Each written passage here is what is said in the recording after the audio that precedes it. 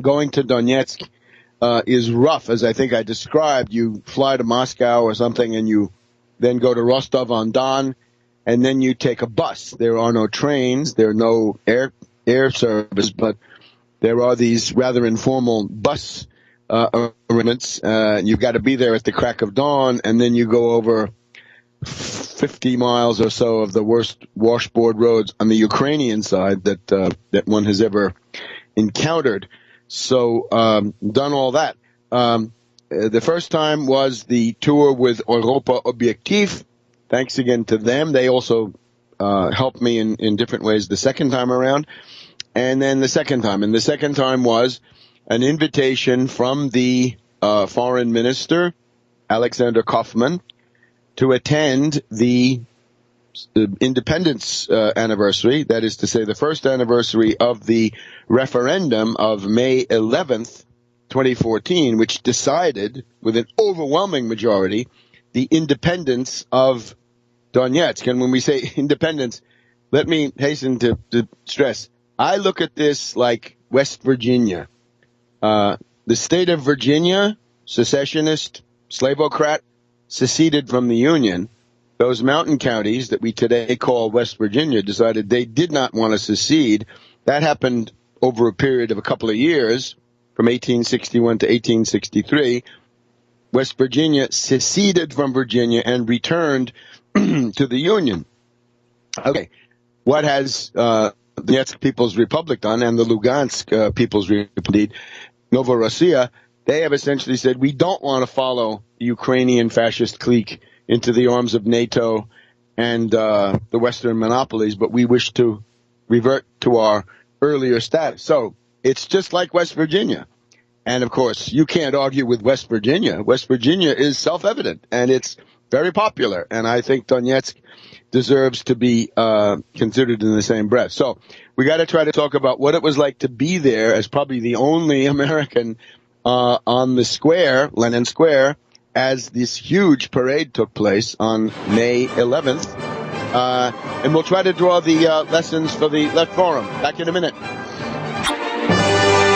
Welcome back to World Crisis Radio. Webster Tarpley reporting from New York City here on the eve of the Left Forum, which I think this year is going to be of particular interest because the question now is, will these traditional left forces here, who have not been notable for their sweeping strategic successes, will they be able to assimilate the lessons of Syriza, to be sure, meaning mass traction economic demands, anti-austerity demands, pro-working class, pro-working people demands, not petty bourgeois process reforms aiming at good government, which is essentially meaningless to the man in the street, and turning away from the loony left, right? Turning away from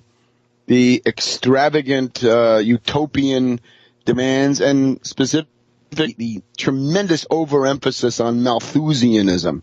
That is to say, the various global warming theories or climate change theories, which cannot be the basis for mass traction economic demands, because they're not. So will they grasp that, right? Will they understand that for Syriza to get where it is now, that required a good deal of self-discipline, and that needs to be imitated. Now, here's the other thing I would say about the this question here, the Left Forum, right? Will they be able to adapt? Will they assimilate these lessons? And that is, of course, Donetsk. Somehow there is a great deal of reticence on the part of the traditional left liberals to embrace this Donetsk experience. At least it seems so to me. And there's going to be a panel here tonight. I'm sorry, it's going to be on the evening of Friday night. So if the Friday night is going to be a plenary session. Here it is, opening plenary, 7 to 9:15 p.m. at the John Jay. So, Syriza, Podemos, Left Bloc, and the Left, a European revolutionary politics, question mark. Well, the obvious problem with this is the most advanced experience, the place where people have gone farthest with hard-hitting anti-globalization, anti-oligarch, anti-IMF reforms. Indeed, they've completely broken out of the IMF system because they were never in it, is the Donetsk People's Republic. So what is this? I don't even know what Left Bloc is. I'm sure it has merits, but how about Donetsk, right? The entire attention of the world was fixed on this place, to some extent still is, right, as the Ukrainian fascist forces continue to violate the Minsk II ceasefire. But what about Donetsk? And how can you leave that out? And hasn't that really changed everything? Tell me someplace where they've national banks, just for starters. Well, there's one. It's Donetsk. And they've expropriated these oligarchs. That's Donetsk. Okay? And those are real reforms. So I'm deeply puzzled by the organizers of the Left Forum by not talking about this in the headline of this event. Okay, so I was there on May 11th, and I saw the parade. And the parade was a fascinating cultural and political experience. So you got to remember Donetsk. It's an industrial town. It's a coal mining town with these slag berms that dot the horizon, and industrial workers. The president of the country, President Zakharchenko, is an electrician. He's an electrical engineer who worked in a coal mine. Now, let's compare that to the investment bankers, derivatives parasites, and others that populate the U.S. Congress and the Senate and most of the glamorous posts in the executive branch. You got the rule of the financier oligarch. Donetsk, you've got an electrician, electrical engineer who worked in a coal mine. And remember, it's a place that wants to be the world leader in the technology of machine tools that can be used in coal mining. And the Chinese and the Vietnamese and others are lining up to buy those machine tools. So what do you see?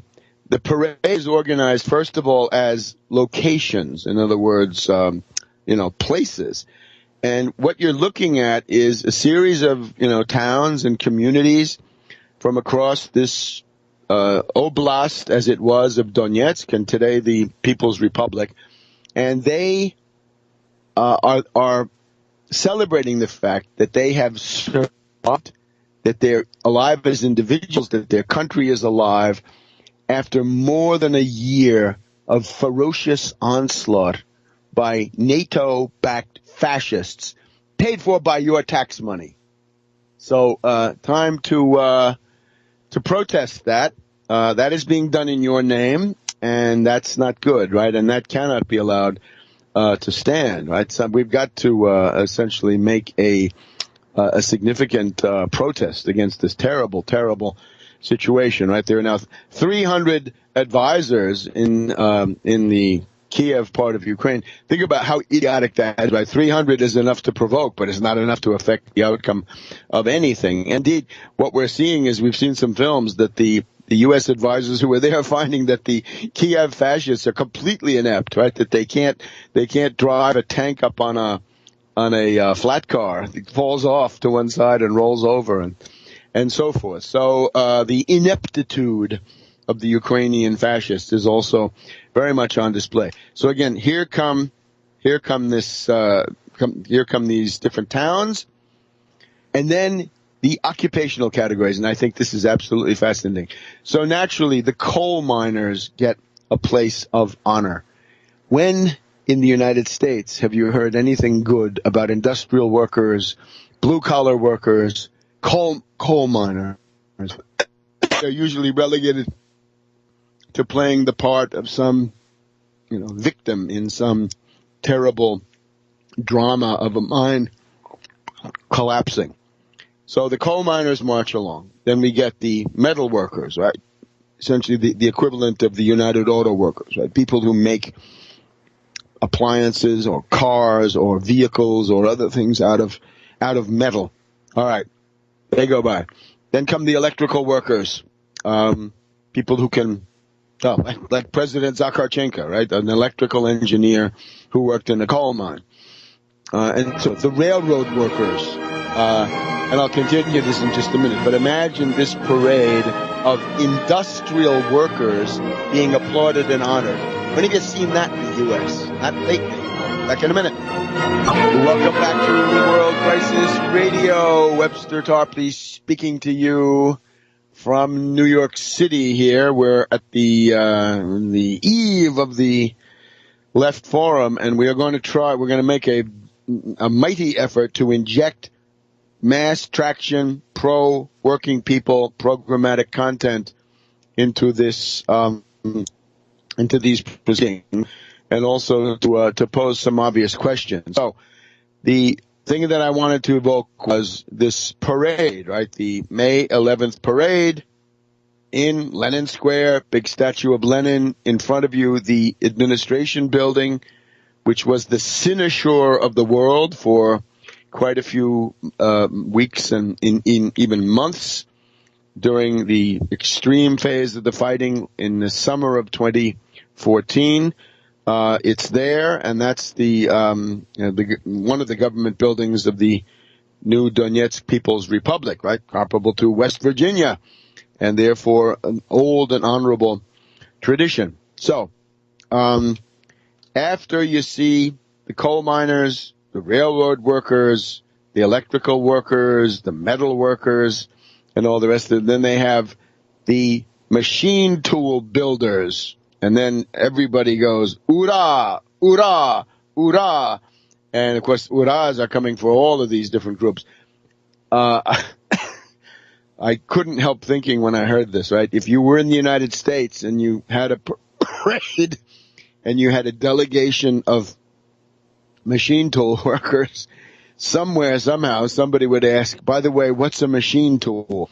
But they all seemed to know what the machine tool was. And they were introducing quite a number of these people as Geroi Sotsialisticheskого Truda, so hero of socialist labor, obviously things that they had won either in the end phases of the USSR or that they've reinstituted these names. Indeed, why not? Culturally, you can see there's a great desire to turn away from the rotten, degenerate, hedonistic, sybaritic culture of the oligarchs, right? The various Khodorkovskys, Kolomoiskys, all the rest of them. There's a great desire to turn away from that and back to the traditional values of industrial workers under the late Soviet period. And I don't think that's to be condemned at all. So the school teachers, right? The school teachers came out, right? They got huge applause.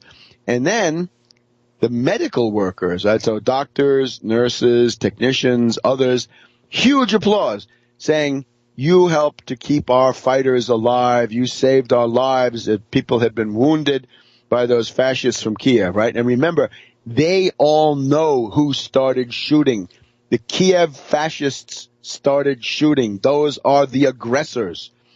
These are middle-class people who are fighting a defensive war, so much so that there's really very little military cultism in the parade. It was a military contingent at the end with incidents and so forth.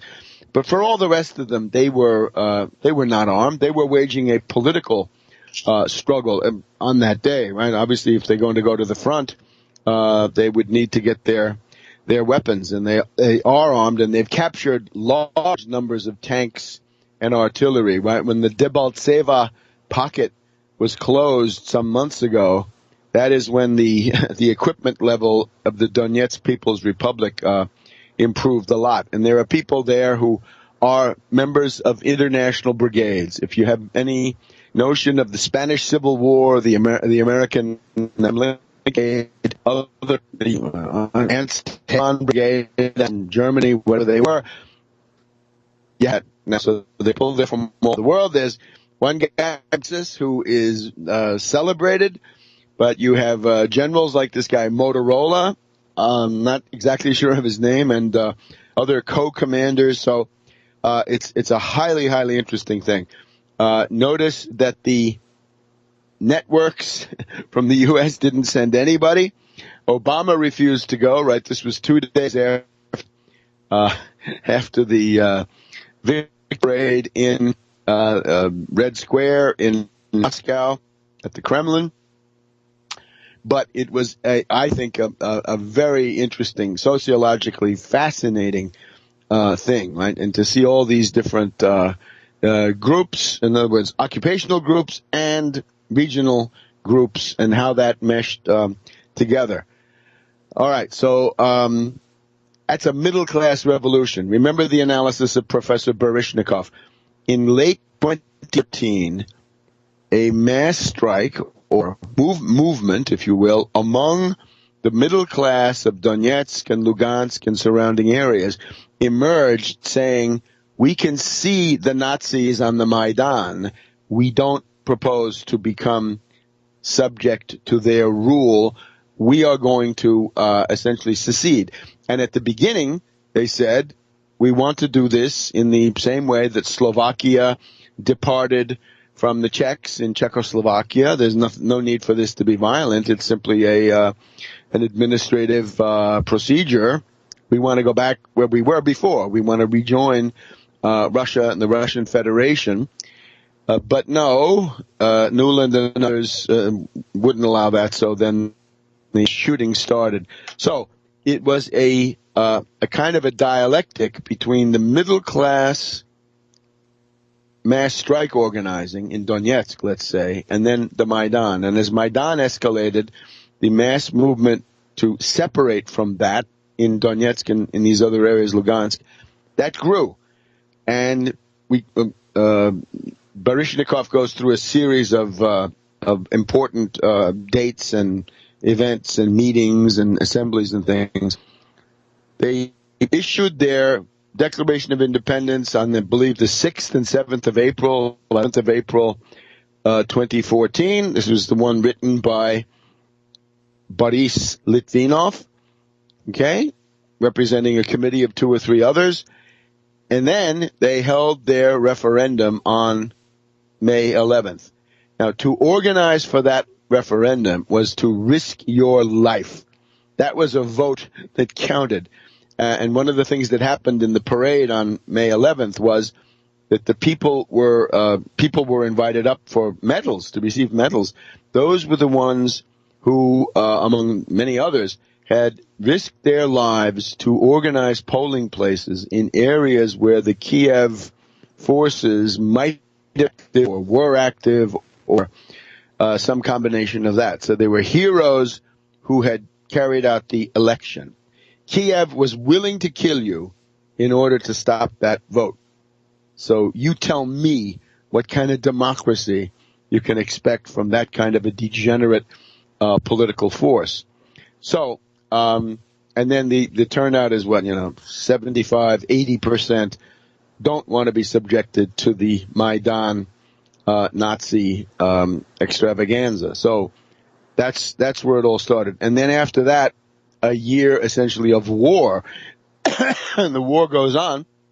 On May 2nd, some of the same people that had shown me around Donetsk were in that same neighborhood. I think I mentioned it, the Oktyabrskaya and Spartak neighborhoods in northwest Donetsk, close to the Prokofiev International Airport, indeed separated by a slag berm from the Prokofiev International Airport. There was a new group of foreign journalists, some from Vietnam, I believe. They were being taken around the neighborhood, right, to see these poor elderly women and men and sick people who were still inhabiting that area and having to go down into the bunkers. When the Ukrainians saw that happen, they opened up with artillery on those people. So that's what you're dealing with. Back in a minute. Welcome to World Business Radio. This is Webster Tarpley here in New York City. We'll have forum on Saturday, Sunday, appearances, so if you can come on down to John Jay College of Criminal Justice on the West Side, and we'll be there in force. So that's, I think, some idea of Donetsk, right? And then it was the first day of spring. It was the first day of fair weather, I guess we can say. Everybody was out. There was a group of Russian charities who sent a large shipment of like 80 large crates of ice cream, and this was being distributed. So the idea was, I believe there are some pictures of me handing out some of this ice cream because they wanted me to do this, and I was glad to do it. And that the Russian ice cream was better than Newland's lousy Hostess cupcakes or whatever she had that on the Maidan that I think everybody remembers. So great holiday and reception at the Foreign Ministry. In particular, people from South Ossetia and Abkhazia, right, who are there. It's obviously a state system. There is a reviving of the Russian state system, which once included, the USSR and the Warsaw Pact countries.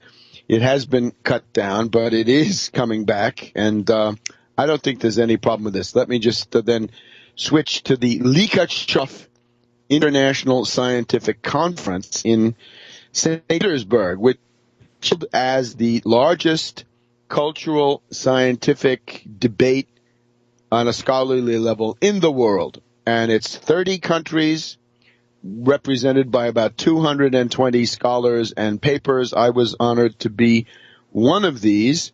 You can see my paper. If you haven't, go to the Likhatchov, L-I-K-H-A-C-H-O-V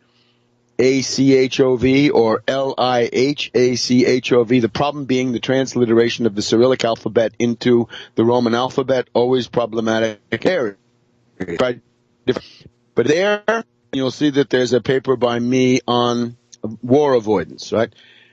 From the United States, probably the one of the more famous representatives was Professor Galbraith of the University of Texas, who unfortunately, I think, chose not to address any of the urgent bilateral U.S.-Russian or questions of maintaining the peace in Europe or avoidance. Well, I did avoidance and nothing but. I would have been happier to write about economics, but you can't dodge important questions. So I was given a place on the podium in the fifth section, which was about the media and related questions. There was a high official of the Associated Press there. There was the famous Valentin Tretyakov, who was the Nezavisimaya Gazeta, independent newspaper back in the 90s under Yeltsin. So it's a very high-level international group. A former president was among the speakers, President Akayev of Uzbekistan. And I talked to any number of people from Kazakhstan and related places. There was a lady, a professor of sociology from the University of Cairo, and so forth. So the general theme of the Likhatchov, look at the papers, is the world wants to be free of globalization. Globalization, as designed by James Baker III and people in the George H.W. Bush administration, has been an unmitigated disaster. And the problem now is to get out from under this without having World War III. The yearning, right, practically everybody to end this lunatic system of globalization and, of course, speculation, over-financialization, derivatives, casino economy, finance oligarchs running everything all over the world. I my contribution, I thought, is to say these questions, which you seem to be regarding as purely theoretical, are being solved and answered day by day in Donetsk, certainly first of all, by Syriza in Greece, perhaps by this left bloc in Portugal, right, which we're going to talk about in a minute, the left forces there that want to roll back austerity, reflate the economy, restart production, employment, and so forth, and elsewhere, right? So there are all kinds of elements that are going on, but you got to learn to get out of globalization. Look at this front, which is now emerging, of different initiatives, right? And above all, the Donetsk, because they've taken it the farthest. They're not subject to the IMF. They have nationalized all the banks. So then the other thing I obviously wanted to argue was it is absurd to argue that the United States has some national interest, pardon me, in Ukraine. There is no such U.S. national interest in Ukraine. Rather, we have to open our eyes to the fact that the paramount U.S. national interest, the one that eclipses all the others, is good relations with Russia. This is the number one desideratum, not something to do with Poroshenko and his obscene policies there in Kiev, or this fascist banditry that seems to have taken over much of the state. We cannot go out on a limb for these people because we need good relations with Russia. And you can think, the pacification of the world, how would it look? The United States can most likely bring along France and Britain in the Security Council. Russia exerts tremendous political influence over China. So if you have a U.S.-Russian accord, you can essentially assemble the needed unanimity in the Security Council. And what would it be? To solve Ukraine, essentially it's going to be a partition, no way around it, like West Virginia. You're going to have to solve the Middle East question. And then we come to this the thing that's been in the news lately, this very sensitive and thorny and complicated issue with China in the South China Sea.